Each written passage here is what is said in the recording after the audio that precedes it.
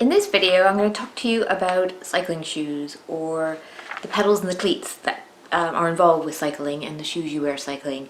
So if you have not bought a bike since you're a kid, you might be surprised to learn that most bikes don't come with pedals and you have to buy them. If you're just starting off cycling, I highly recommend getting the platform pedals with the pegs and spikes in them.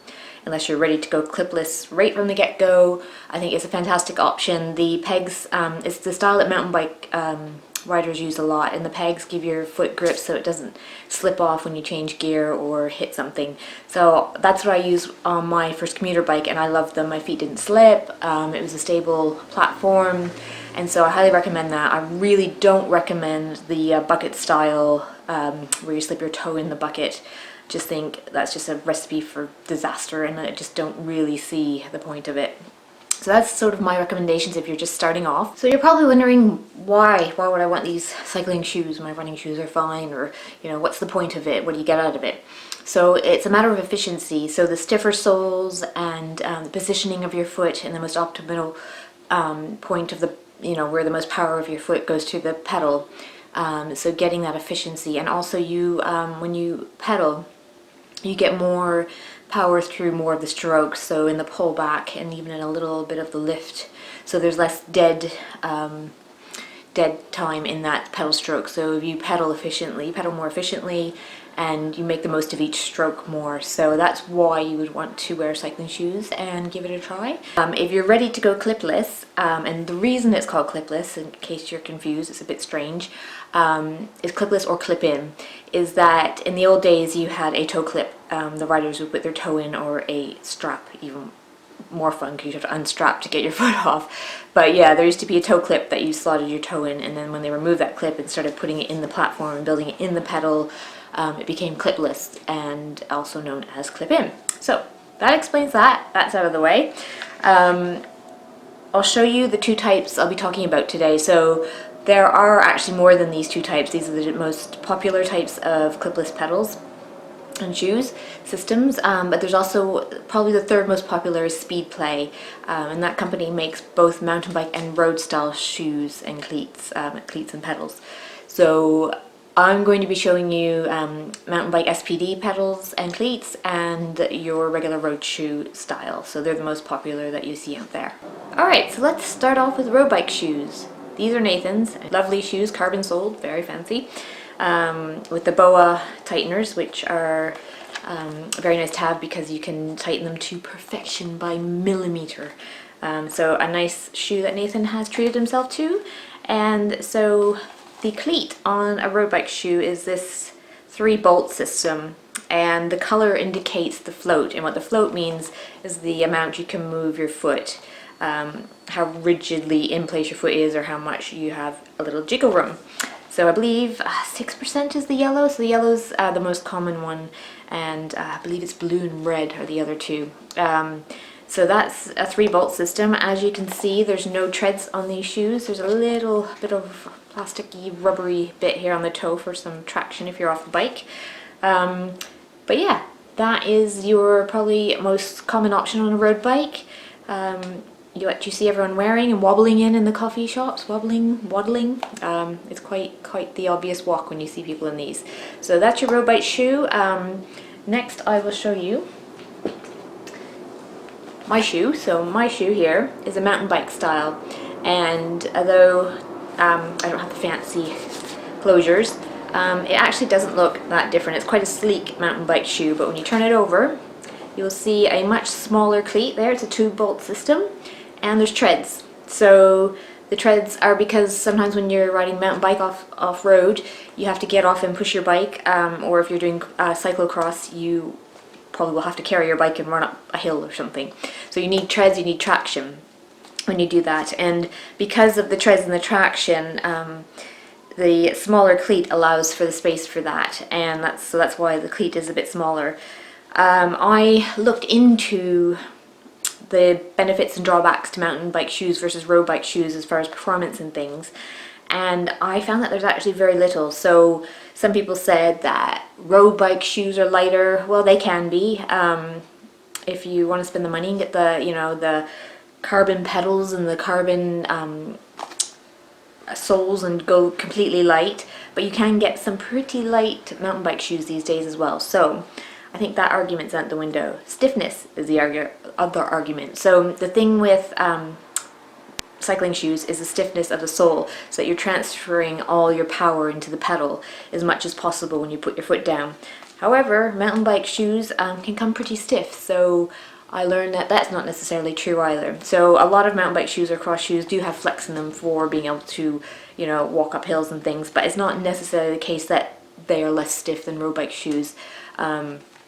Probably overall, on average, road bike shoes are stiffer, but it's not the rule. So keep that in mind. And I also was told that because the cleat is smaller, less power transfers to the pedal. But actually, it also depends on the pedal size and the platform you're putting your foot down on. And most of the power goes through this, the pressure point of the axle of the pedal anyway. So if you're set up properly, that shouldn't make a whole lot of difference either. And I'm not a racer, so I decided that when my shoes are needing replacing, I am sticking with mountain bike shoes.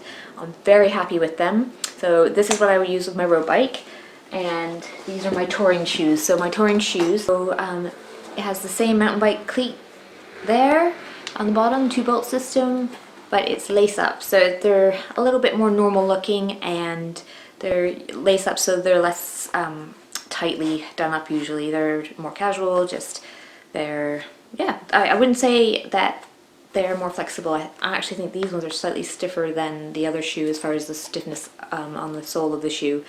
And these are the pair I wore across Canada. You can't get them anymore. I'll put the link to the equivalent current version below of this shoe, and I'm not sure if you can get the other one anymore either, but I'll put links of sort of equivalents of if they're not available. But it's, as you can see, these shoes are looking great considering the miles on them. And they're also the shoe I wear commuting. So I will show you also the pedal. So my pedal on my touring bike is what's called the clicker system. And so it's a combination of reading about this system and reading about mountain bike shoes that made me decide to go with mountain bike originally as a beginner. I wanted something that I could get my foot out without worrying about regularly getting stuck in them and falling over. Obviously that's a concern when you start clipping in. The first ride I did, it was in Cornwall on the north coast, a very hilly ride, and I did fall. Something you have to go through when you go clipless, I'm afraid, and to make you feel a little better, unless you're very lucky. I do know one person who's never fallen over. I'm sure his time will come, but it will be a slow fall because you're stopped and you don't have the momentum. That's why you fall over sideways, so rest assured you won't be moving quickly when you fall. Mine was luckily in private with nobody to see, so I saved my ego that way. I chose to buy the clicker pedal because I read that it was easier released and it was releasable in more directions. So that made me feel a little more confident about giving it a try. So I bought those pedals, didn't end up using it because my road bike, actually when I bought it with a pair of pedals that were flat on one side and clipless on the other, so that I would have the option of, when I was ready, going clipless. And I never got around to switching the pedals over, so those pedals got put on my touring bike, and I'm very happy with it. I like being able to walk around in shoes when I'm off the bike without worrying about slipping and falling. I'm a bit of a klutz that way, so I just don't need the extra worry. I want to be in good shape for cycling. I don't want to be falling over and, oh, how did you hurt yourself? Oh, I fell over in the cafe, right? So that is a choice that I made long ago, and I'm happy with, and I'm happy to stick with for many years. I'm not a racer, so a few watts here and there don't really matter to me. It's more about being confident and happy on the bike. So my advice to you is pick what, if you like the look of the road shoe more, and you know that is what you want, then go for it. It's Nathan uses both. His touring shoe is a mountain bike style on his touring and commuting bike. He says the mountain bike style are easier to get his foot in and out of the pedal. So he's done both, and that's what he mentions. But they both have the ability to loosen and tighten the tension on the pedal. So I'll just show you what the road bike pedal looks like, and it has the tension adjuster as well.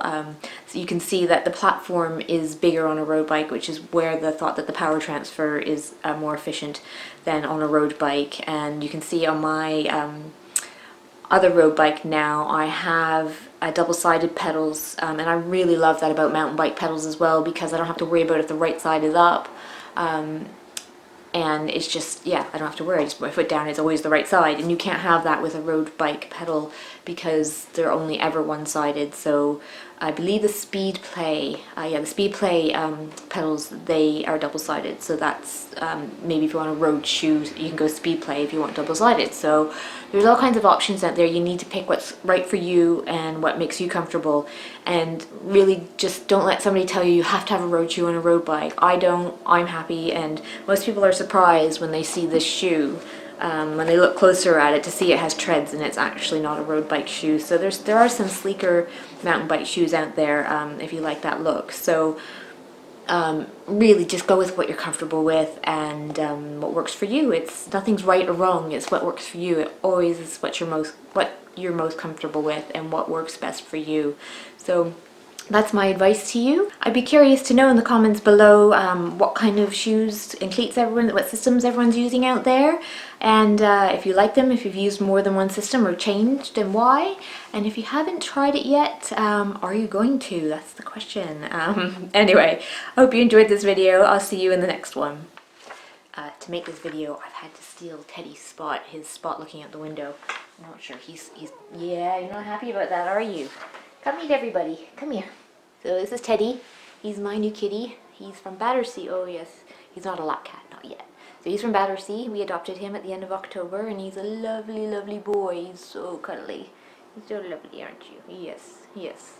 But he's not quite a lap cat yet, although he's much better with me picking him up than he used to be. He's 2.5, aren't you? Yes. He's a boy. So I've always had girl cats before, so this is my first boy cat, and he's lovely. Aren't you lovely?